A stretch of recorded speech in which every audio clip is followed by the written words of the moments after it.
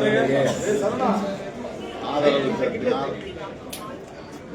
தமிழ்நாடு முதலமைச்சர் மாண்புமிகு அண்ணன் தளபதி அவர்கள் வேட்பாளர் நீதியரசர் சுதர்ஷன் ரெட்டி அவர்களை அறிமுகப்படுத்தி உரையாற்றினார். அவருக்கு ஏன் நாம் வாக்களிக்க வேண்டும், அவருடைய கடந்த கால பங்களிப்புகள் என்ன என்பது குறித்து முதலமைச்சர் அவர்கள் விரிவாக பேசினார். வேட்பாளர் சுதர்ஷன் ரெட்டி அவர்களும் கடந்த காலத்தில் நீதித்துறையில்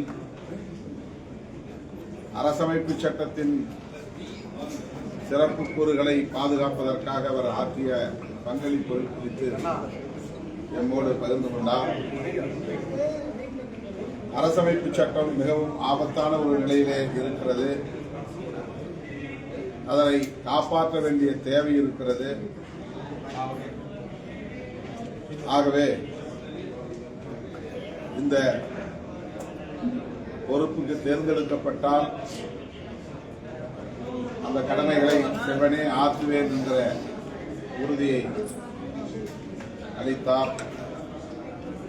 தமிழ்நாட்டை பொறுத்தவரையில் முழுமையாக அவருக்கு வாக்குகள் கிடைக்கும். மாநிலம், மொழி என்கிற அடையாளங்களை தாண்டி இந்திய அரசமைப்பு சட்டத்தை பாதுகாக்க வேண்டிய தேவையை உணர்ந்து நாடாளுமன்ற உறுப்பினர்கள் வாக்களிக்க வேண்டும் என்று கட்சியின் சார்பில் வலியுறுத்துகிறோம்.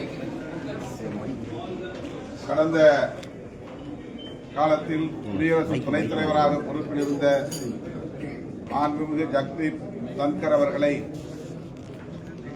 கட்டாயப்படுத்தி பதவி விலக வைத்து மேலும் அவரை அச்சுறுத்தி வீட்டு சிறையில் வைத்திருக்கிறார்கள். குடியரசு துணைத் தலைவருக்கே இந்த நிலை என்று சொன்னால் நாடாளுமன்ற ஜனநாயகத்தின் நிலை என்ன என்பதை நாம் எண்ணி பார்க்க வேண்டும். அவருக்கு ஏற்பட்ட நிலைதான் திரு சி.பி. ராதாகிருஷ்ணன் அவர்களுக்கும் ஏற்பட வாய்ப்பு இருக்கிறது. எனவே பாரதிய ஜனதாவின் கட்டுக்குள் முடங்கி போகக்கூடிய ஒரு வேட்பாளரை தேர்ந்தெடுப்பதை விட சுதந்திரமாக சிந்திக்கவும் செயல்படவும் அரசமைப்பு சட்டத்தை பாதுகாக்க வேண்டும் என்கிற பொறுப்புணர்வோடு பணியாற்றவும் வாய்ப்பை பெற்றுள்ள, வல்லமை பெற்றுள்ள வேட்பாளர் நீதியரசர் சுதர்ஷன் ரெட்டி அவர்களை ஆதரிக்க வேண்டும் என்று விடுதலை சிறுத்தைகள் கட்சியின் சார்பில் அனைத்து நாடாளுமன்ற உறுப்பினர்களுக்கும் கடிதம் எழுதியிருக்கிறோம்.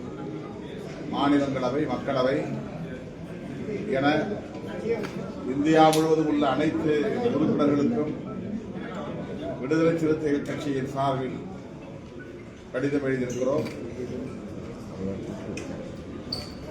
இந்த அரசு, பாஜக அரசு ஒரு பாசிச அரசு என்பதற்கு குடியரசு துணைத் தலைவர் ஜக்தீப் தன்கர் அவர்களுக்கு நேர்ந்திருக்கிற நெருக்கடியில் இருந்து புரிந்து கொள்ள முடியும். அடுத்து 30 நாள் சிறையில் இருந்தால், விசாரணை கைதியாகவே இருந்தாலும் கூட முதலமைச்சர், பிரதமர், அமைச்சர் போன்ற பதவிகளை பறிக்க முடியும் என்கிற சட்டத்தை அறிமுகப்படுத்தியதும் சான்றாக இருக்கிறது.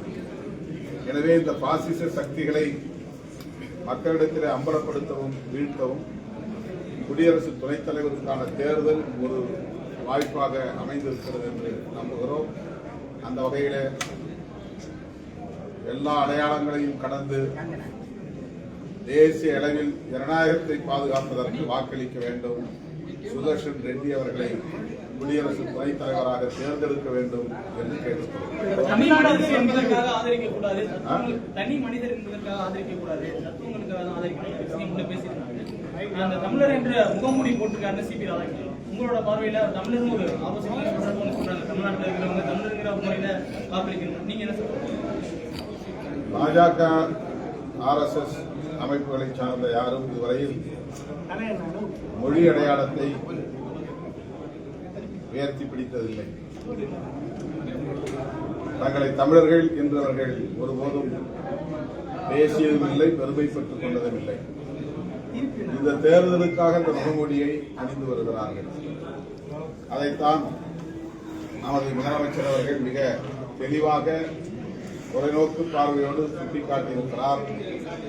தனிநபர்கள் என்பதை தாண்டி தத்துவம் மேலானது. அந்த அடிப்படையில் தான் குடியரசு துணைத் தலைவருக்கான தேர்தலை நாம் அணுக வேண்டும் என்று சுட்டிக்காட்டியிருக்கிறார். முதல்வரின் இந்த கருத்தை வழிமொழிகிறோம். சார், இப்ப மாநில சுற்றுச்சூழல் ஆணையம் அந்த அனுமதி வழங்கினீங்க. தமிழ்நாடு அரசு புதுசா ஹைட்ரோ கார்பனுக்கு எந்த அனுமதியும் வழங்காது அப்படின்னு உத்தரவு போட்டிருக்காங்க. காலையில மாநில சுற்றுச்சூழல் ஆணையம் அனுமதி வழங்கினது. இப்ப அரசு மறுத்திருக்கிறாங்க. அரசு ஹைட்ரோ கார்பன் திட்டங்களுக்கு அனுமதி வழங்கப்பட வாய்ப்பில்லை என்று மறுதளித்திருப்பது வரவேற்க தகுந்தது.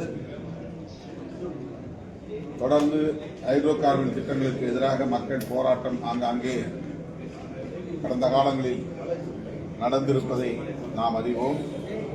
மக்களின் உணர்வுகளை மதித்து தமிழ்நாடு அரசு, குறிப்பாக முதலமைச்சர் அவர்கள் அந்த திட்டங்களுக்கு அனுமதி இல்லை என்று கூறியிருப்பதை விடுதலை சிறுத்தைகள் கட்சி வரவேற்கிறது.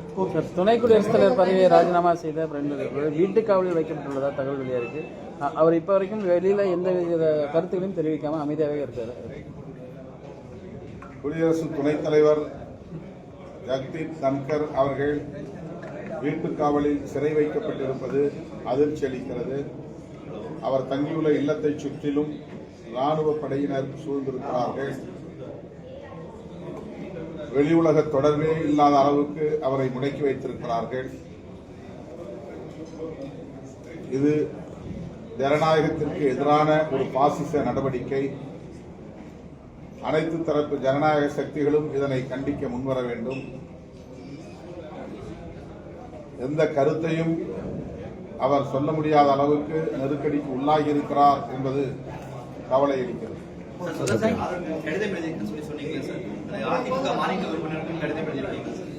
எல்லா உறுப்பினர்களுக்கும் தான்.